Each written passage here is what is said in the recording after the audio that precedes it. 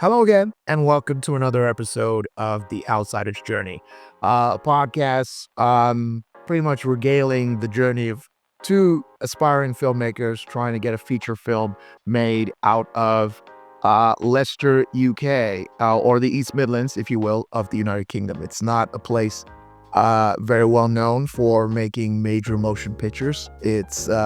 But it's a great part of the UK, filled with a lot of great people and a lot of creative minds. And we think we've always felt that our story deserves, or not just our story, but a culmination of everyone's story deserves to be told. And this is pretty much our journey trying to get ours made, and through to a larger audience. Absolutely. Yep. So just to recap on what we've discussed before, I believe in our last episode, we discussed what do you do when things just sort of stop.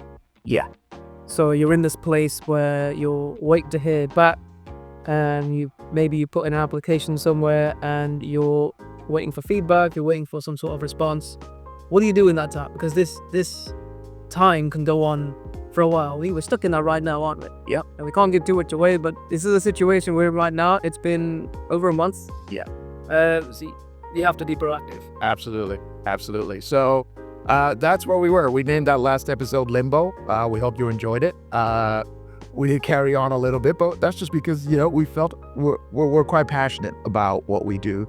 And that was us just trying to give you an example of what we were up to in this period, in between trying to get the story to effectively big, major decision makers that could take this to the next level.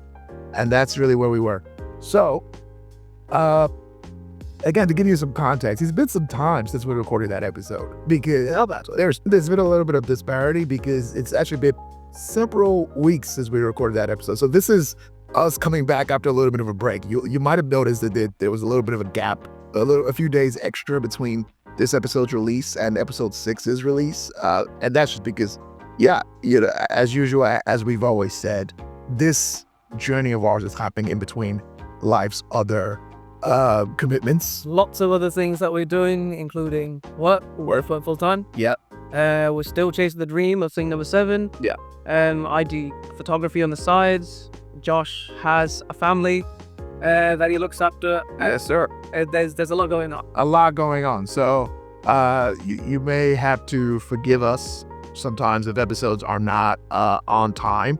We will try to deliver them weekly, but sometimes life gets in the way, and that's where we're at. So before we get started, we'd just like to ask, first of all, thank everyone that has followed us, engaged with us across social media. It's been incredibly heartwarming and incredibly ingratiating to just see how many people who have engaged with us. The result was really nice, especially spotted. But is it 10,000? Yeah, we've been able to we've been able to garner about 10,000. I think it's about 11,500 streams on Spotify. That is amazing. Close to 2,000 to 3,000 on Apple Podcasts as well, and that's just insane for this little endeavor of ours. It really is a little endeavor. We told you how small time our operation is with this whole podcast setup, and it really is. It's something Pardeep and I do as a cathartic experience to just regale you guys the elements of our story. So we're so grateful. But please, of course, if you haven't followed us on social media already, if you haven't engaged with us, please do. Give us a follow, a like on any of our reels. I know they tend to drone out a bit, but please, it all helps across Instagram, TikTok. We're also on Twitter, and if you want more of our long form stuff, we're also on YouTube. We've got about 1,000 followers across all these platforms, across YouTube and Instagram and TikTok. Again, thank you so much. We started this only a few weeks ago, and however you built up really nicely. However you're listening, we're so grateful. So please drop us a like, a follow, a stream. If you can't watch or listen to the whole episode, we know it's social media, so It's a lot to ask someone to listen or watch something that's 30 to 45 minutes long. A follow or subscribe or a like goes a long way for us to get this little, endeavor of ours out there to a larger audience and to a broader audience. So we appreciate any sort of support you can give us. We're not going to ask you to give us any more of your time than you can. So we're grateful in any way that you can support. So today, I think Pardeep has already given you a bit of a recap of what happened in the last episode. We talked about Limbo, what we were doing in between pitching this project and packaging it ourselves. So today, we're going to keep things a little bit fast and loose, and we're going to give you what it actually took to package this film, because we didn't really talk about it in detail, did we, Pardeep? No. Yeah, No. we didn't cover it in detail. So we're going to do that. And we're going to give you some healthy tips, and we're going to dive into some little snippets of stories and keep things a bit punchy and give you a bit of the logistics of how we actually did that, because that's important. So first up, let's dive right into it.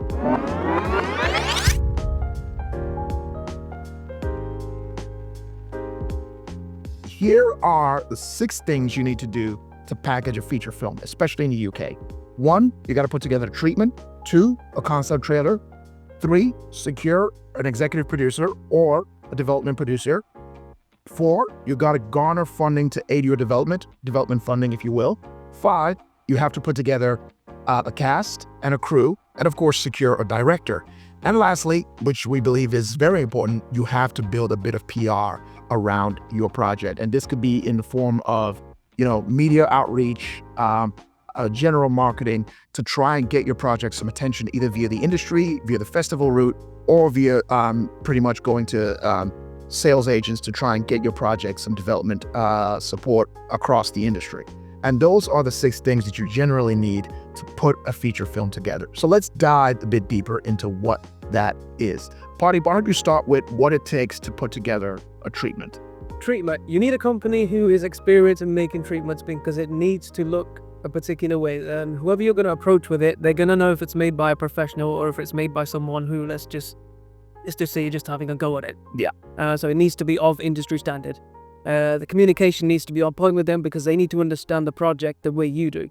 They need to get that vision that you have and get it on that treatment the way you see it in your mind. And they need to be able to explain, not with too much, I would say. It doesn't need to be like a very long file. It needs to be very much to the point. So they need to be able to get all that information and then just get it on the page to keep it interesting, not too long.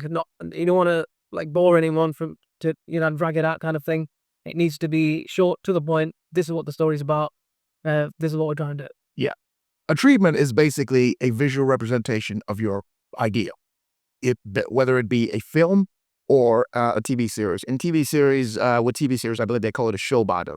And what it is effectively your idea on the page, but more with pictures and designs and what you think your story would look like to the audience. It's your pitch. It's your pitch deck for your concept, whether it be, like I said, a TV series, a short film, an animation, anything. This is the first step. Your treatment is your pitch deck for your project.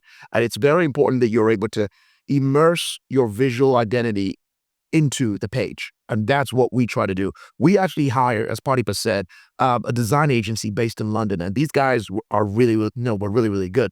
They've worked on major projects, visual decks for big companies like Nike, Adidas, some Premier League teams. They'd actually done some really, really big decks for major companies. So just to give you an idea, what does putting together a treatment, what does it cost? If you're not a designer and you're a bit of a director or a writer and you're thinking, how much would a treatment cost? Well, you can put together a treatment yourself. It could cost you nothing. You could use platforms like Canva.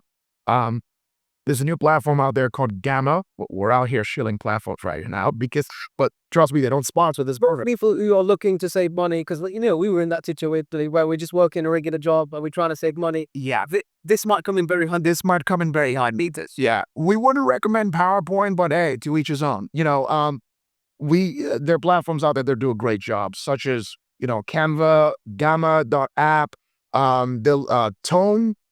Tone used to be really good, but they've actually switched to an AI sales platform now, which is really weird. But Canva is probably one that a lot of people would recognize. Canva is it's an online based app. They have a desktop version as well that allow you to put together designs, decks, social media content. Really, really great. It's super easy to use, super intuitive, and they have a free version that you could initially sign up for, and that's really good. We put together our initial concept trailer, the ones that no, sorry, not concept trailer, so our initial treatment on Canva, and it was great to give people like our producer and the producer we secured a great visual idea of the story. But if you want to take it to that next step, like, you know, that next level, you want to get to that real cinematic feature film look where people are looking at it, but I'm like, this is serious. Then you gotta pay. You made the Canva genius. You may master it straight away and get it to that level. But if you want,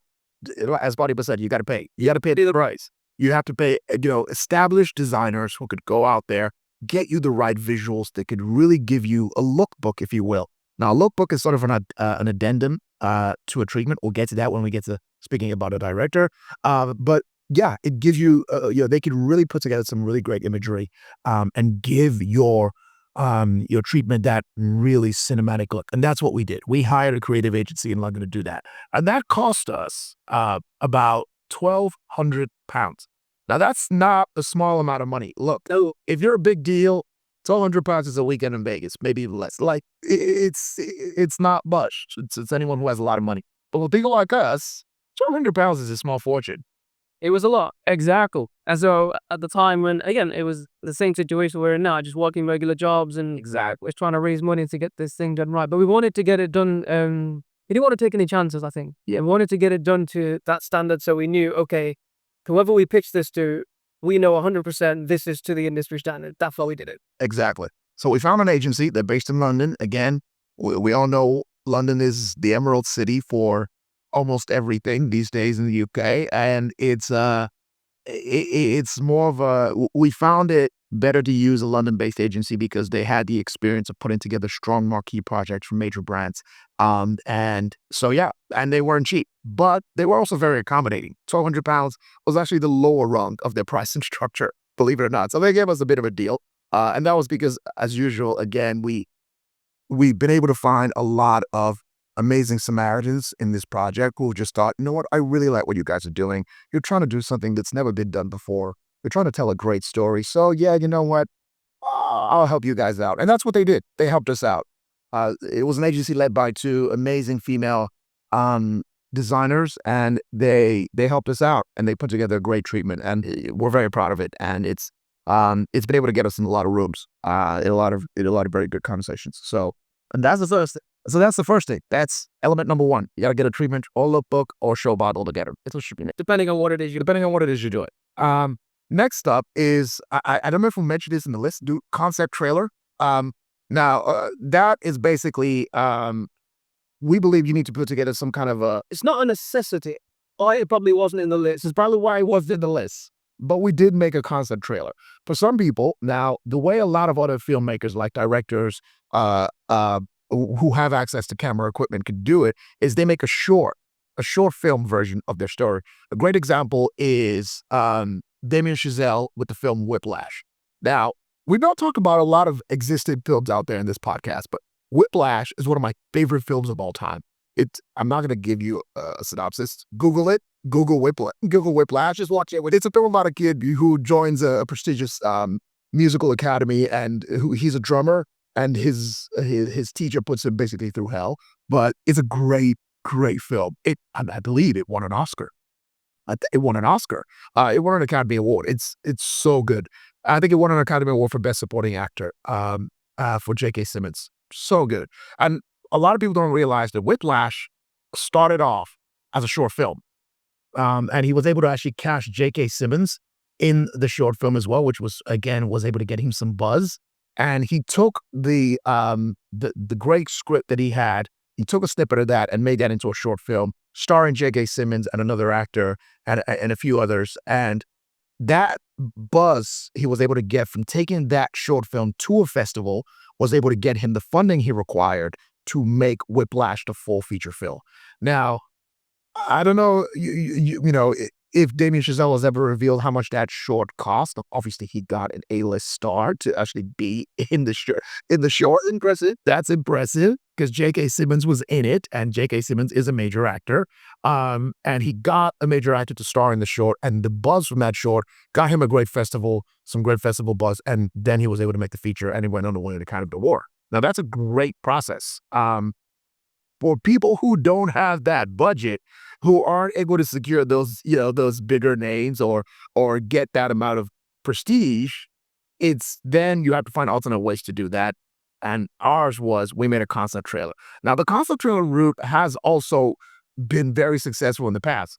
Another great example of a concept trailer working very well is the TV series, the Peacock TV series Bel Air, Oh yeah, but which is a remake of Will Smith's Fresh Prince of Bel-Air. A lot of people don't realize that the way that series came along was the fact that the creator of the series made a concept trailer of, it was really good. and it was really good. Very, very good concept trailer. And it got the attention of Will Smith, right? Exactly. That got the attention of Will Smith, got the attention of Peacock, a major streaming network, and just like that, he went from a concept trailer to be, to see. I believe Bel Air is now in its fourth and final season on Peacock, so it went on to spawn 4 seasons on a major streamer, and that is the power of a concept trailer.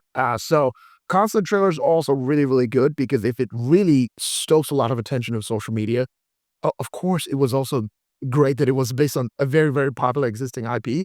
Everybody loves Fresh Prince of Bel-Air at this point, so he hit that trifecta of great IP, very well done concept trailer, and celebrity endorsement. If you get that holy trinity, you're in great shape. You had to save a lot of time and effort. Exactly. Your concept trailer does well. If you choose to make the concept trailer, some people don't, some people do, but it's a very good way to just sort of show visually what it is that you're trying to do. Exactly. So that was those are the things that we can recommend. How do you go from treatment, and what do you do next to really just give your project that stronger buzz? A concept trailer or a short is a great way to get that momentum going before you go to something bigger. Next step is securing a producer or a development producer or an executive producer. In this case, we secured an executive producer who's a bit of a hybrid himself because he also does a lot of really great development work. Securing a producer is very, very important. I would say that because what a producer allows you to do is there is no school for becoming a producer. Being a producer is basically the school of hard knocks. But there are a lot of producers who go through the conventional industries where a lot of them start off as script editors. They start off as junior producers, move on to associate producers, become producers themselves, and then move up to becoming executive producers. So they do have a totem pole to climb. And some people say, oh, are Pardeep and Joshua trying to skip the queue because we just declared ourselves executive producers? But the great thing about being a producer, especially for film and television, is that you don't need a qualification to be it. Now, there are producing associations in the United States, in the UK, that you can, become a certified producer. But these days, all you need to be a producer is hustle, endeavor, just an incredible grit. It helps if you got some money. And it helps if you fight things hard, a truckload of money. If you have money, you can be a film producer. That's the thing. Because you can give a film a budget, get a cast and crew together, and make a film. But you still have to have the right connections. Oh yeah, which is what he brought to the table. He was able to get us conversation with people that we never would have without him. Exactly. We all knew who he was. They've all at least heard of him before because of the stuff he's done before. And that really helped us to get in those rooms with those people, to at least have those conversations and to progress. Yeah. And to the point where we've got to now. Yes, exactly. So the next step is development funding. What happens with development funding? Well, development funding doesn't actually have to mean funding the whole film. It's just a bit of cash in the piggy bank to be able to do everything that we've just mentioned in steps 1, 2, and 3, which is garner your treatment, put together some sort of teaser presentation or teaser version of your bigger project, or shorter or concept trailer, and going out there and securing an executive producer or producer for your project. That is what you need. You need some cash in the bank. You need something. And development funding comes from various directions. It could just be yourself. You could basically just garner the funding in your own way. It could be your savings. Now, we're not telling people out there to spend their life savings, but we're saying you need a bit of discretionary fund, if you will, to put together your project in a much more substantial way. And that's what development funding is. Now, the primary thing that development funding is utilized for is mainly sharpening your script, streamlining your story, and securing potential cast and crew for your project. And that's what development funding It is. is in our case as well. What's important to say is the development funding allowed us to pay a writer to get the story, but develop it, the script, to a point where it needed to be, basically to industry standard. I think we mentioned this on an episode before where, yes, we've written some stuff before, but we don't have that experience that Kenton Hall had. He over 10, I think 20 years of experience. Like, you know what I mean? What he brought to the table is something that is good. Would take us a very long time for us to get to that point. So we were able to get the development funding. Again, a lot of that came from our producer, our executive producers. I'm very grateful. We're both very grateful for him doing that, and that allowed us to develop the script to where it needed to be. And that's essentially what development funding is for. You can get it from the BFI. We tried twice. We failed twice. But then we were lucky in that sense. Our producer stepped in. Yeah. And I think we all chipped in, but he definitely put in He put in the lion's share for sure, because our executive producer was able to say, you know what, this is what a producer should do. I should be able to bring in some funds and help you guys where you need to go. And that was something that he did for us, which was just amazing because it kept the project going. It allowed us to get secure a lot of the steps in this 5 to 6 stage outline that we're giving you here. Without him, we would probably still been stuck at stage 1, which is concept trailer or basic I treat. think to be honest, we did the concept trailer before he joined. We self-funded that. So again, that cost us about £1,000, I believe. We did well. So far, I think before our executive producer came aboard, we had probably spent close to £2,500, maybe About £2,500. So we had spent some of our own money. Now, again, just to recap, we're guys with jobs and families and bills to pay. So £2,500, they'd be like, oh, okay. No, that's a lot of money. So the fact that we were able to do that shows that this is not just us blabbing on about having a dream and trying to make this film. We put our money where our mouth was sometimes, where we say, you know what? We believe in this so much that we're going to actually contribute our own personal funds to try and make this happen. And we've done very well in making those funds go a long way. And I think that creativity, that's what got us a executive producer. yeah, that creativity and that graft we showed was what was able to secure us an executive producer. So after development funding, now you probably have the clout, if you will, to put your cast and crew together. Now, you may not be able to secure everyone first and foremost, because again, this is depending on what your budget is like. So it may not be everyone you need, but the most important people you need at this point are, we've already mentioned it before, a screenwriter, a solid screenwriter. If you're not a great writer yourself, initially, you might have version 1 of your script, but it's always great to get a screenwriter or a script editor to look over your script. Someone experienced, someone seasoned, someone who has worked on such projects in the past. Kenton Hall, of course, has a feature film on Netflix. He was our guy, and what he did with the script was incredible. Exactly. So we're so very grateful for him to that. He's been there, done that, and he knew what it took to get a feature film out there and made and get a script over the line. A lot of higher ups will always take a look at your script, and it will always need refining every now and then. We believe very passionately in the script, in the version we do have. I think we're on draft 14 of a. So we've never talked about it and about how many drafts we've come to. Yeah. Like, it's a very, very solid. So it's been refined, and we believe it's been fine-tuned to almost laser precision to where it is now. So that's what you need. First thing you need is a great screenwriter or a great script editor to make sure your script is on point. And secondly, you probably need a director if you are not one yourself. If you're a writer trying to develop your project, but if you're a director, then there she blows. You're the director, but you need a director to be the visual and almost overall face of the project. A director is super crucial. And to get a director, you need all the previous steps that we mentioned in place, because any good director isn't going to look at the project if you've not, for example, got a treatment. And if you've made a concept trailer, great, that's going to help. You've got some media attention, also that's going to help because it's a proof of concept. It shows that there's interest, like legitimate interest for the project. And also, if you're able to, like we mentioned, get a producer, that's definitely going to get a director's attention. If you try and sort of jump ahead and skip these tasks, what will happen is directors, even producers, they're not going to show that same level of interest as they would if you had just done the work beforehand. Yeah, exactly. So just to recap what Pardeep said, here are the 3 things you need to secure a director for a feature film. 1, you need a great script. 2, you need a great treatment to give a visual identity to your project.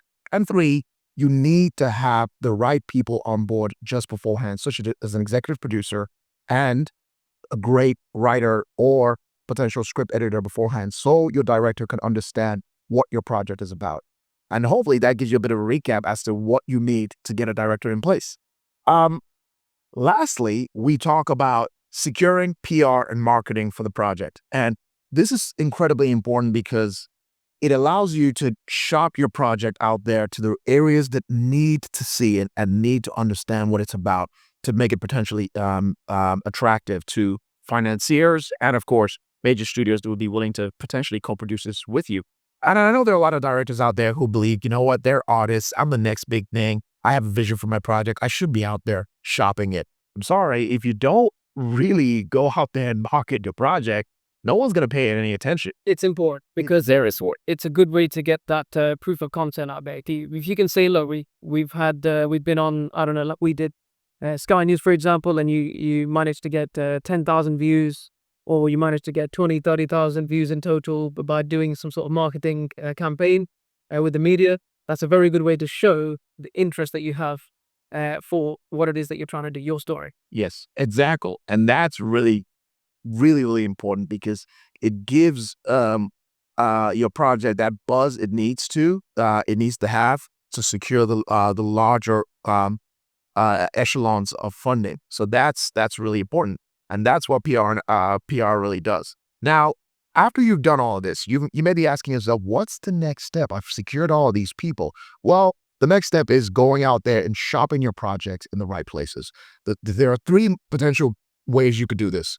Number 1, cold outreach. Just go out there and contact major studios, show them the package you have, and see if they'd be willing to take on the script and the treatment and everything you've got in place. Number 2, you go to festivals. Like Pardeep and I have mentioned, if you have a concept trailer, if you've managed to make a short in all this development cycle that you've been in, take it to a major festival. Take it to places like South by Southwest, London Film Festival, Tribeca Film Festivals. These places are major festivals and they are super hard to get into because, of course, thousands and thousands of filmmakers submit their projects to these festivals.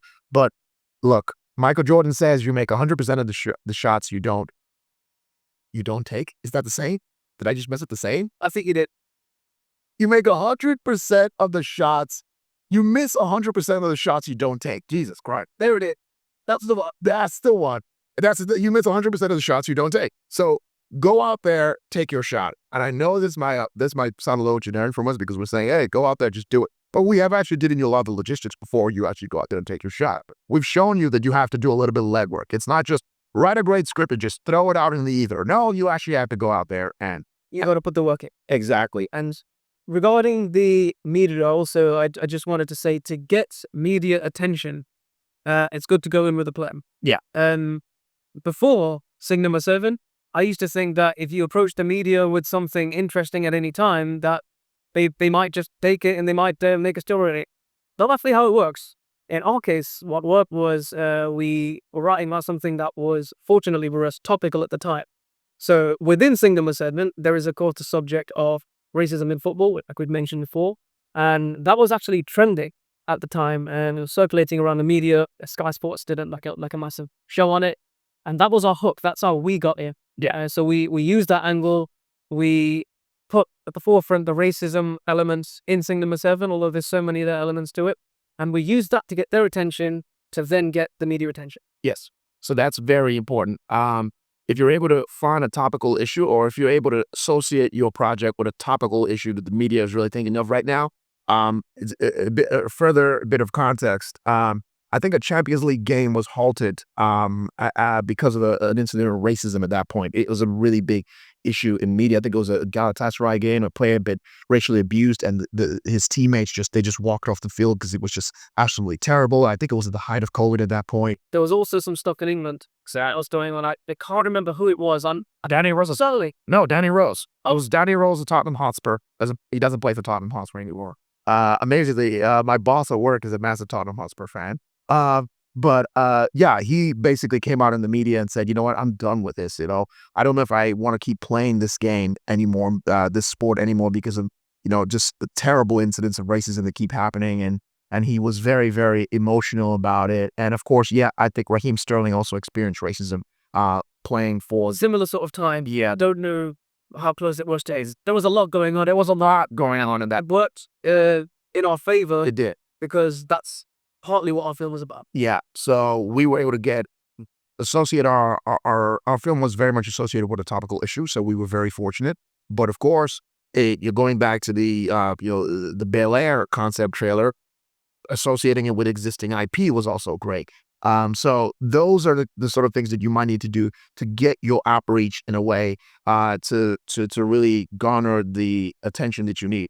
Of course, it's also great if you can find a topical issue that really resonates on social media. Another great example is the rapper slash director slash creative Rapman, who created Shiro Story. Is it Shiro Story? I can't remember if that's the name, but it was a film about obviously gang crime in inner London, and Shiro Story just went viral. Everyone was talking about it across YouTube, social media, and that eventually led to the film Blue Story, which was a major motion picture release in the UK, went on to do quite well, and now Rapman has a series called Supercell on Netflix. And I was in. And again, Rapman did not take the established conventional industry, but he was a creative that put together a great story, made it unique, made it reminiscent of what people recognize in daily life in urban cities such as London.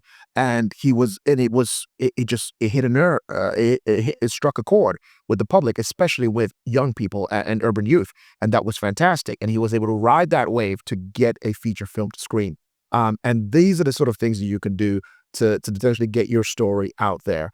So number one, go to festivals. Number two, straight up press PR outreach. Number three, try and this is us saying try to go viral. Like, that's an easy thing. We've never managed. We've tried. This didn't work. It's kind of why we're here, making a podcast, because like everyone's doing podcasts now. Yeah, it's trending. So you're blowing up us out. You're blowing up our spot, bro. Don't do that. That's not why we're here. Like, well, no, we're filmmakers. We're not here because exactly. He's right. Pardeep is absolutely right. So this is what it is. You try and get your story out there however you can. And in a way, that's what we're doing. I know it sounds crazy, but in a way, that is what we're doing. We're continuing to keep our story alive by telling people more and more about it. And just to say it again, Sing Number 7 is the film we are trying to make. Yes, Sing Number 7 is a film about a young British Asian man living in inner city Leicester who believes he has a footballing talent, and he tries to show that to the world, even though the world is telling him he doesn't deserve a place in it. And that's the film we're trying to make. A lot of people may keep asking, what is this film? Callback. This is a callback. Oh, that's the film we're trying to make. And again, it's a huge matter of debate. A lot of people will say a lot of things about why we're making this film. Football films are, they're not a dime a dozen. They're very few out there. A lot of them are great. A lot of them are not so great. Oh, yeah. And this is where we're at, because we believe our story is a lot more nuanced than just football. Yeah. And that's what we're trying to do. So that's it in a nutshell. We hope we've been able to give you some insight as to what we've had to do, what we've had to do to get to where we are, because it has been 7 years. And you may be asking yourself, did we do all this in a perfect sequence? Hell no, we didn't do that. It we were learning as we were going along. Absolutely. We had to learn. We had to we had to grow as this project has evolved, and we're very grateful for the people who have come aboard and showed us how. One last bit of advice, actually, before I forget. Okay. This is a very good one. And so when you get to this stage where you're ready to cast or you're ready to actually secure finance, the big question is, do you go for funding first or do you secure your cast first? This is the situation we were in. Yes. And technically, there's no right or wrong answer. We kind of tried both. And what's worked for us so far is go down the casting road first. Because what will happen is you'll go down the finance road and they'll say, okay, so what cast have you got? Who's in it? Yeah. And you'll say, well, we've not cast yet. This is Brent. They'll go down the casting road and they'll say, okay, so what's your, the agents of the actors will say, okay, so what money do you have? What finance have you raised? And you're like, well, none yet.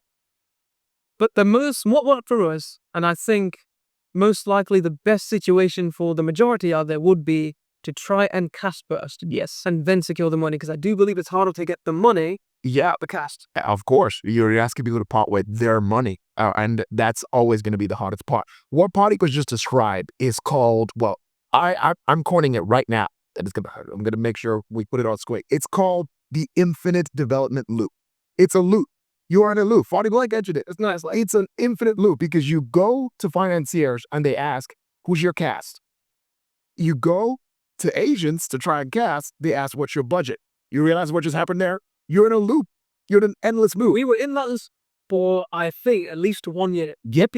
I'd say 15 to 60 months, actually. We were in all that for quite a while because you find yourself between a rock and a hard place because you go to the people with money and say, please help me make my film. They say, oh, who are the stars you've got cast in the film? Yeah. You're like, okay, let me go get stars. And you go to the people who can help you get stars, the agents of those stars, who are the gatekeepers. And they say, have you gotten the money yet from the money people? Yeah. And if your answer is no, they knock you back. You realize what just happened? So you're stuck in a loop. You're in a loop. I can explain why that is. It's an unfortunate place to be, and it's unfortunate that it has to be this way, but the money people are just protecting the money. Yes. So anyone who finances films, they're going to want to know, okay, who's in it that's going to get attention, that's going to get people sitting down and watching this. Exactly. They want to make sure that they're going to get their return. Yeah, and their profits. Yeah. Whereas the agents and the actors, they're looking at it thinking, okay, I need to protect my client. I'm not going to get them signing up for something that's just going to waste their time, where they're not going to get paid well. And that's why the loop exists. That's why the loop is unfortunate. It's unfortunate. But from our experience, going down the casting road first is the slightly easier way to go. It's a slightly easier way. And we're not going to say it's because you can, creatively express yourself as to what stage you are in your financing journey. We're not going to say that. You didn't hear that from us. What we're saying is you can go to you can go to casting agents, get a really, really good casting agent for your project, give them your brief as to where you are in your journey, and that casting agent could go out there and help you secure some stars based on one big thing that we didn't mention was a letter of intent. Now, a lot of people that don't know what a letter of intent is. A letter of intent is an actor or their agency who represents them saying that if this project gets financed or if it eventually gets itself to a place where it's secured a production budget, they will come aboard. They will come aboard. Now, schedule permitting, of course, because they may be involved in other projects down the line. But this is them saying, look, if you manage to secure some money for this, we're in. We are interested. And that is huge because that piece of paper that they've signed is not them signing on to the project. It's them signing on to the potential of the project's success. If it gets the money. So you take that to the people who finance films and say, look, we have so-and-so and this actor, that actor, all signs saying we are interested in being in this project if it gets financed. Yeah, and that is gold. It's so crucial. It's super crucial. And we've been able to secure letter of intent for some very talented actors. And we're so grateful that they decided to sign that. A couple of stars have actually. Sadly, quite amazed by the actors that we've got secure. Yeah. Well, I say secure. They've signed a letter of intent. But for us, that's huge. They signed a letter of intent, and we're able to then take them to potential financiers and say, look at the people we've got signed on board. And this is where we're at in our journey, just to give you that finalizing, crystallizing conclusion to the stories, we've been able to do that. We've secured some LOIs, letters of intent, and we've been able to, and we're actively getting this project in front of people who could say, okay, here are the stars you've got involved. Okay, let's see what we're dealing with. So that's where we're at. And I think Party covered a very, very interesting point there. That is definitely, yeah, I'm hoping that's useful information for people out there. Yeah. And also, just a little bit to add to that, the agents most likely will ask what your budget is. So having a budget breakdown made ahead of time, I think we mentioned that on previous episodes before, but I'd like to bring that up again. Yes. It's very important to have your numbers, set. Yeah. So you can go to them and say, okay, you want to see our budget? This is our budget. So they can look like, okay, I can sort of work out from this what my client is going to receive, and what they are going to receive. Yeah. Party was absolutely correct. So after you've done the entire cycle that we just mentioned, you got to get your budget on point. I know we didn't cover it afterwards, but it's very, very crucial, because what you need to understand is that a lot of people who are involved in this are serious professionals: sales agents, casting directors or casting agents, film financiers, creative financiers. These are people who are professionals at their field, and they're talking about real money and real if they're going to be investing in a creative endeavor like this, they are looking for ROI, return on investment. They want to be able to make their money back and maybe make a little bit of profit as well. So star power is important, or potential stories also. A really engaging story is also very important. So, but you need to give them hard numbers, give them hard facts in terms of what your story is about, what your treatment in your script. That's what they do. But your budget is also important as to how much this is all going to cost to put together based on the people you've secured, such as your cast, and your crew as well. So those are really, really crucial elements that hopefully we've been able to rattle off and mention and give you the whole element.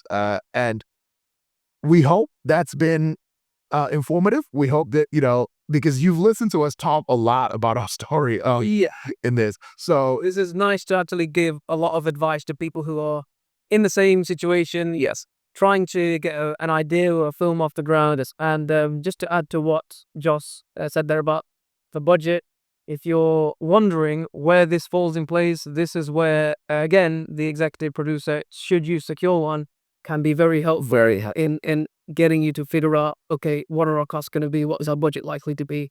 They're very good at that. Because they had that experience. They had that knowledge. They've been involved in major feature films and television pilots. Like a subtopic within our list of what you need for your package. I would say it's like a little bit of an addition. It's like maybe your step 6 or 7, if you will, because it's maybe like an addendum to the producer step, which was I believe step 3. You have to have a great budget. It has to break down what it's going to cost for locations, sets, equipment, crew, and all those things.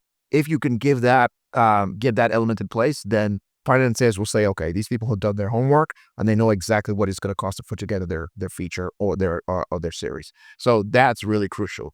And I think that's where we're going to leave it for now. That is everything. Yeah.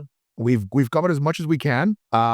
Again, we may have left some things out, or there may be some things that we've not been able to go into. Let us know. Let us know in the comments, DM us. Just let us know anything you want to know that we may have not covered, or we've not covered in previous episodes. Anything we might have missed, even within what we've been discussing today. Let us know, and we will be happy to cover it for you. Exactly. We're more than happy to talk with you, share with you, give you as much insight as we've been able to garner in this journey of ours. We wouldn't say we're established pros, but we are people who have learned a lot from experience. We've been around the block in this journey of trying to develop a feature film, and we've seen and just absorbed a lot of crucial points of what it takes to do this. So if you have any questions at all, drop us a message on social media, Instagram, TikTok, YouTube, Twitter, wherever we are. It's on Instagram, we're just The Outside Journey, on Outsiders Journey Podcast. On Twitter, we are TOJ the podcast. Wherever you get it, you're engaged with on social media, we're probably there. So drop us a message, drop us a comment. Let us know if you have any questions as to what else or what does it take to put together a film. We'll tell you everything we've learned. We're not afraid to share it. The reason we've not shared some names so far is just because, obviously, for privacy reasons and some of the conditions of some of these contracts or letters of intent We've shown we could exactly without breaking any. when we've signed with people, they require anonymity. But anything that's straight to the point, we will do our best to give you as much insight as we can. So thank you so much for listening. We did say this was going to be a short one. I don't know how. We'll see how long this has gone on. Probably about 40 minutes again. But again, that was just because we wanted to make sure we covered as much as you could and give you as much insight as to what it takes to do what we've been doing or what we're continuing to try to do so far. So thank you for listening. Please give us a follow, a comment, or a like wherever you are, wherever you're listening or watching or hearing from. It means the world to us. Thank you to everyone who's been listening so far, and we will hopefully see you on the next one. Yeah. So thank you again, and we'll see you on the next episode. See you later.